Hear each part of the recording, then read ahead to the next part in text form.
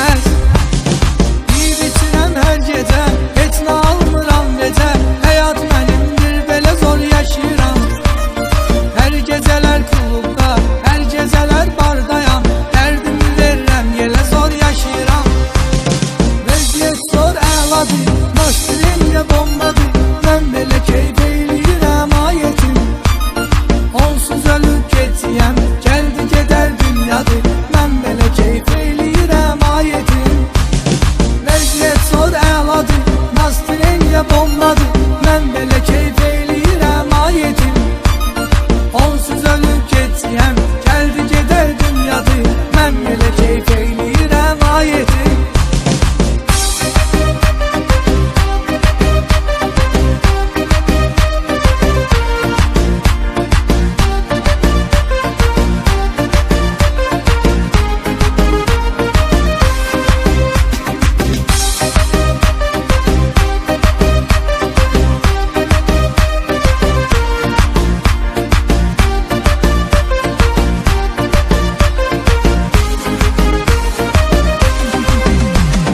Gecələr çöllərdəyəm, bilirəm dillərdəyəm. Mən bu türlü avarəyəm, neyniyim?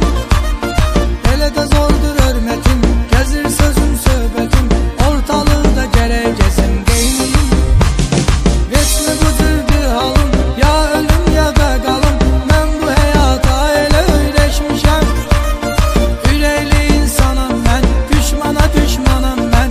Durd ürəyim var, belə öyrəşmişəm. Vəziyyət zor əladır, nostalgiya bombadır. Mən belə keyf eyləyirəm ayetim. Onsuz ölüb getiyəm, gəldi gedər dünyadır. Mən belə keyf eyləyirəm ayetim. Vəziyyət zor əladır, nostalgiya bombadır. Mən belə keyf eyləyirəm ayetim. Onsuz ölüb getiyəm, gəldi gedər dünyadır. Mən belə keyf eyləyirəm ayetim.